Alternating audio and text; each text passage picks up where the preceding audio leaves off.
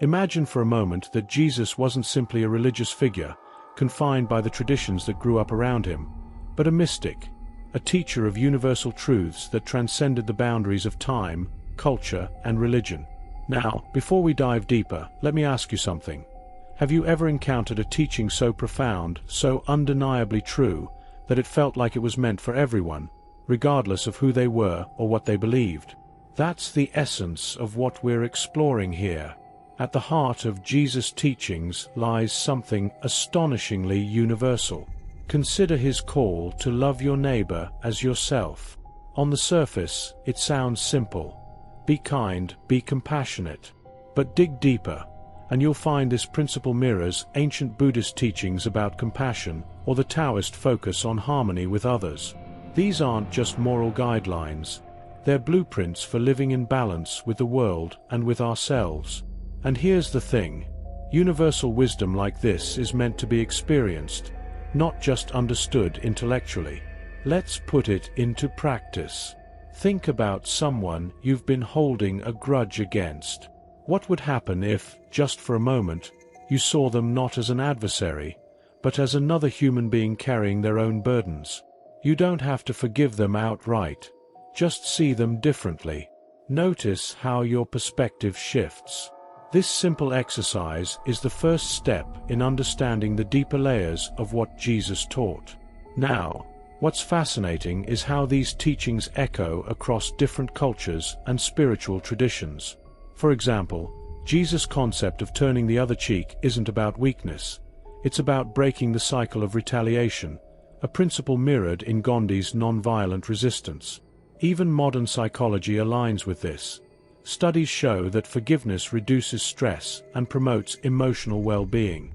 Think about that for a second. Jesus wasn't just teaching morality.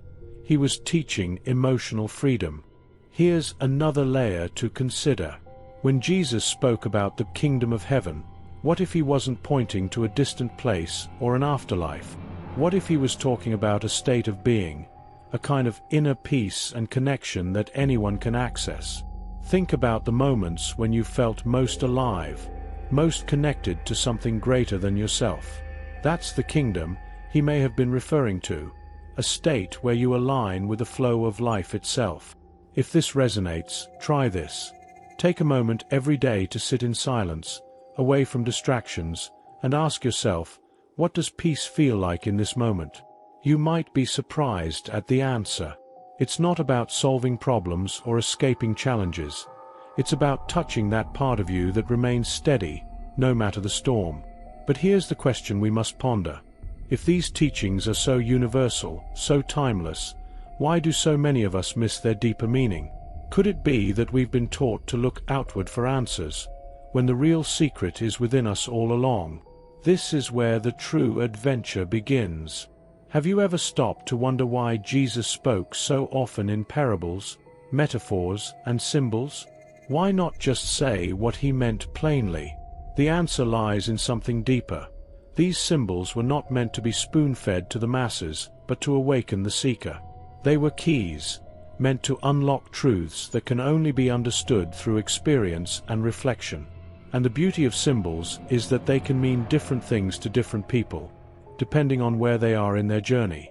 Take, for example, Jesus' reference to the light of the world.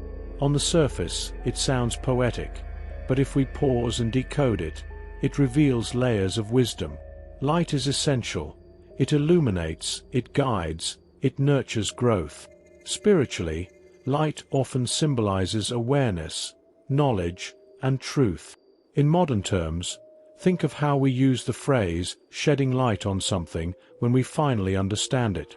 Jesus wasn't just speaking in metaphor. He was showing us the way to see the world and ourselves more clearly. Now, here's something practical for you to try. Think about an area in your life that feels murky, uncertain, or confusing. What would it mean to shine a light on it? Maybe it's journaling your thoughts to bring clarity, having an honest conversation you've been avoiding, or seeking wisdom from a book that resonates deeply. You'll find that once you illuminate that space, the path forward often becomes much clearer. Another powerful symbol Jesus used was water.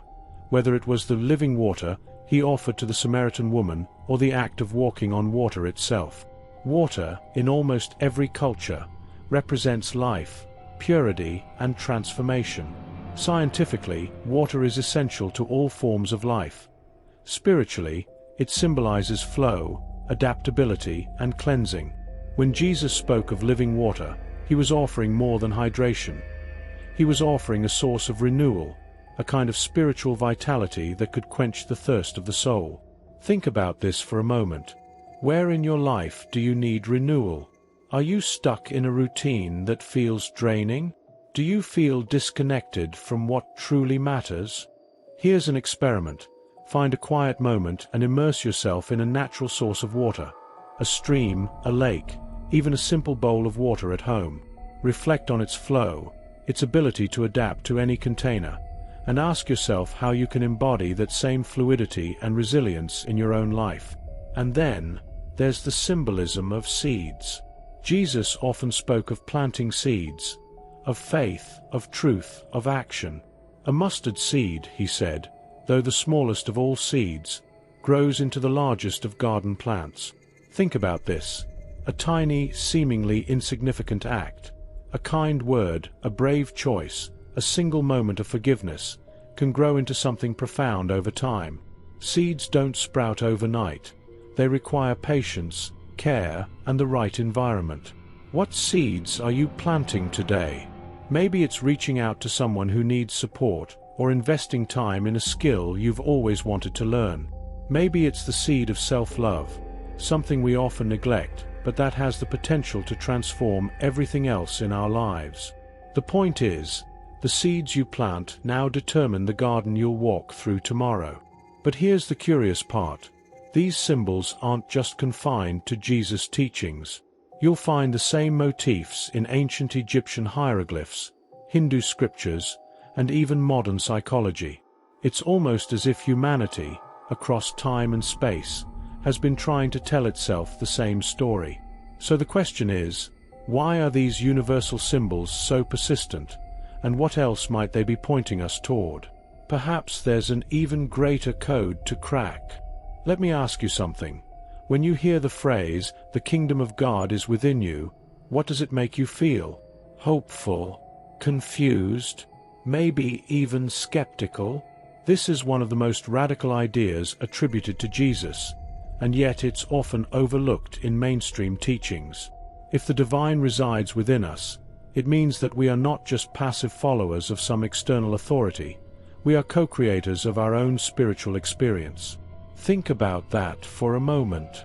If the kingdom of God is within you, then your thoughts, actions, and even your emotions are powerful tools. They shape the reality you experience and the energy you project. Science now confirms this idea through fields like neuroplasticity, which shows that our brains can rewire themselves based on what we focus on. What Jesus taught in a spiritual sense, modern research is now echoing in a biological sense. So, how do you begin to tap into this inner kingdom? Let's start with a practice that's both simple and profound: mindfulness.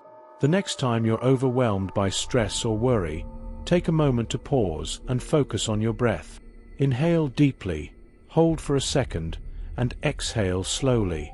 As you do this, ask yourself, what am I feeling in this moment? What am I truly seeking? These moments of stillness aren't just calming. They are windows into the divine energy within you. But Jesus didn't just stop at inner peace. He also spoke of faith as the key to unlocking miracles. In Matthew 17 verse 20, he said, "If you have faith as small as a mustard seed, you can say to this mountain, 'Move from here to there,' and it will move." Now, whether you interpret this literally or metaphorically, the point remains the same. Your belief shapes your reality. What mountains in your life need moving? Is it fear, doubt, or perhaps a sense of unworthiness? Here's a practical exercise. Write down one belief about yourself that's holding you back. Maybe it's, "I'm not smart enough," or "I can't succeed at this." Then challenge it. Write down evidence that disproves it. For example, if you believe you're not smart enough, recall times when you solved a problem or learned something new. This is how you begin to reshape your inner narrative and align with the truth Jesus spoke of, that you're capable of far more than you realize. What's truly revolutionary about these teachings is their universality. This idea of the divine within isn't exclusive to Christianity. The Hindu Upanishads declare, Tattvam Asi, thou art that, meaning the individual soul is one with the universal spirit. Buddhist teachings point to the idea of Buddha nature, the inherent potential for enlightenment within every being. Even in modern psychology, concepts like self-actualization echo this same truth. You are more than you appear to be. But why did Jesus couch such profound truths in seemingly simple phrases? Perhaps because the truth is not meant to be handed to you on a silver platter. It's meant to be discovered. It's like a hidden treasure that reveals itself only to those who seek it earnestly. And the deeper you dig, the more you realize this isn't just about personal growth. It's about transforming the world around you. Yet, as empowering as this message is, it also raises a question. If we all carry this divine spark, why do so many of us feel disconnected from it? Could it be that the noise of modern life, constant distractions, comparisons, and external pressures, has dulled our ability to hear that quiet, sacred voice within? Or is there something more intentional at play, a force that benefits from keeping us unaware of our inner power? Perhaps the answers lie in the next layer of Jesus' message. Let me share a thought with you. Have you ever considered that the world we live in today, this whirlwind of notifications, endless to-do lists, and constant comparison, is designed to keep you from discovering your inner power? It's as if there's a veil, a carefully crafted distraction, pulling you further from what Jesus called the truth that sets you free. Think about it. If the kingdom of God truly resides within you, wouldn't discovering it make you untouchable to fear, manipulation, or control? This is where the radical nature of Jesus' teachings comes into play. He wasn't simply offering spiritual comfort. He was handing humanity the ultimate power, sovereignty over one's soul. And if you embrace this truth, you become unshakable, unafraid, and deeply connected to a higher purpose. But who benefits if you remain disconnected from this power? Consider this. For centuries, religious institutions, governments, and even modern corporations have thrived on controlling narratives. When Jesus said, "You will know the truth, and the truth will set you free," he wasn't just talking about personal salvation. He was speaking of liberation from systems that profit off ignorance and fear. What better way to control people than to keep them unaware of their divine potential? Now let's look at your daily life. How much of it is consumed by things that don't truly matter? Scrolling endlessly through social media, chasing fleeting trends, or worrying about opinions that won't even cross your mind in a week. This constant noise keeps you outwardly focused when the true treasure lies inward. A practical step you can take today is to reclaim your attention. Dedicate just 10 minutes each day to silence. No phone, no distractions. Sit in stillness and ask yourself, what am I not seeing? What is my soul trying to tell me? But the veil isn't just external, it's internal too.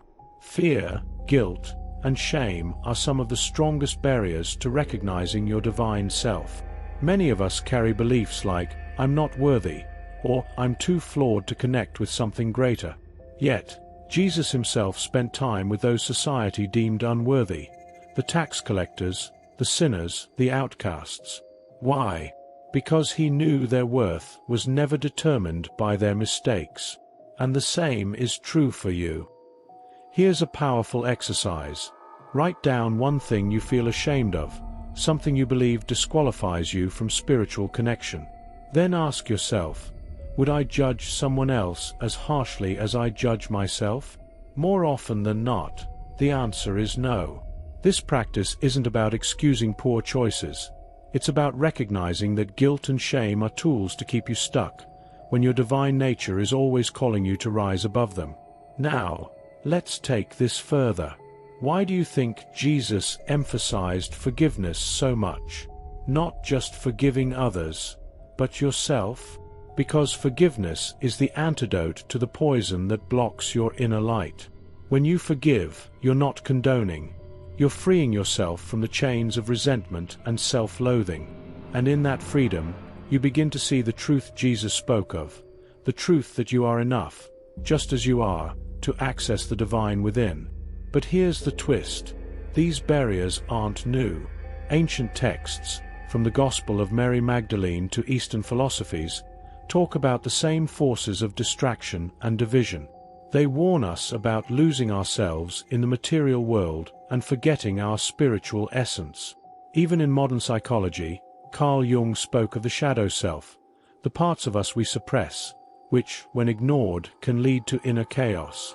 So the question becomes, if these distractions have always existed, why now, more than ever, do they feel so overwhelming? Is it simply the evolution of technology, or could it be that as humanity edges closer to awakening, the noise gets louder? Could it be that the very forces Jesus sought to liberate us from are working harder to keep us asleep? Perhaps the answer lies in understanding how to pierce the veil entirely. Now that we've uncovered the distractions and barriers keeping you from your divine nature, the question remains, how do you break through? How do you pierce this veil and step into the truth of who you really are? Jesus spoke of this directly, but not in grand, mystical terms. He used simple, profound actions that anyone could take. The key lies in one word: alignment. Alignment with what, you might ask? Alignment with the divine flow within and around you. It begins with understanding that connecting with your spiritual essence isn't about climbing a ladder to heaven.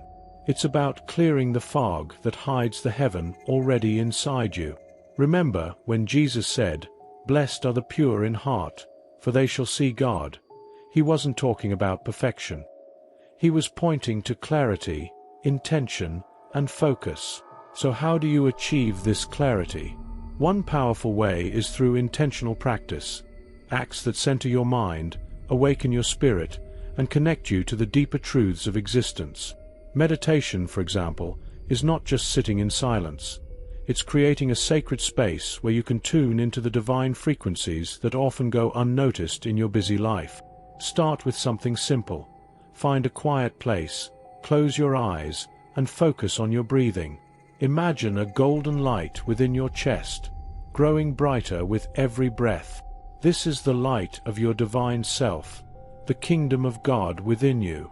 Another practice Jesus hinted at was the power of gratitude. When he broke bread and gave thanks before performing miracles, he wasn't just being polite. He was aligning himself with the abundance of the universe. Gratitude shifts your focus from lack to abundance, from fear to love. Tonight, before you sleep, list 3 things you're grateful for. It might feel small at first, but over time, you'll notice how this practice rewires your perspective.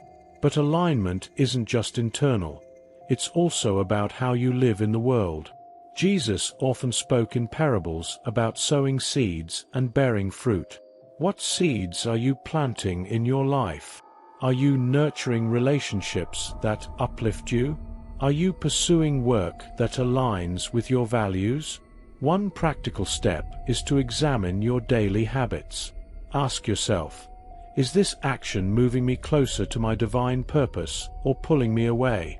Small, consistent changes, a morning prayer, reading a spiritually uplifting book, or helping someone in need, can have a profound impact over time. Now, let's address the elephant in the room: doubt. We all have it, and Jesus anticipated that. Remember when Peter doubted as he walked on water and began to sink? Jesus didn't chastise him. He simply extended a hand. Doubt is part of the journey, not a disqualifier. The key is not to fight it, but to move forward despite it. When doubt creeps in, remind yourself of this: I don't have to see the whole staircase. I just need to take the next step. Here's something many overlook. Piercing the veil isn't about escaping this world. It's about transforming how you live in it. When you connect to your divine essence, everything changes.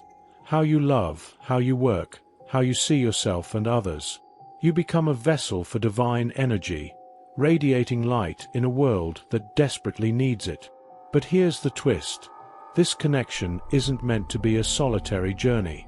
The Gospel of Thomas speaks of Jesus saying, "When two or more are gathered in my name, there I am with them." This isn't just about communal worship. It's about the magnifying power of shared intention. If you want to deepen your connection, find a community of seekers, whether it's a group of friends, a meditation circle, or even an online space. Together, your energy amplifies, making it easier to pierce the veil and sustain your alignment. Now, as we bring this exploration full circle, let me leave you with this thought. The veil is not as impenetrable as it seems. It's thin, almost transparent, and it weakens every time you choose awareness over distraction, love over fear, and truth over illusion. But there's one final mystery we haven't touched on yet. What happens when you fully step into this divine alignment? What doors open? What power is unleashed? That is a question only you can answer, and the journey to discover it is yours to take.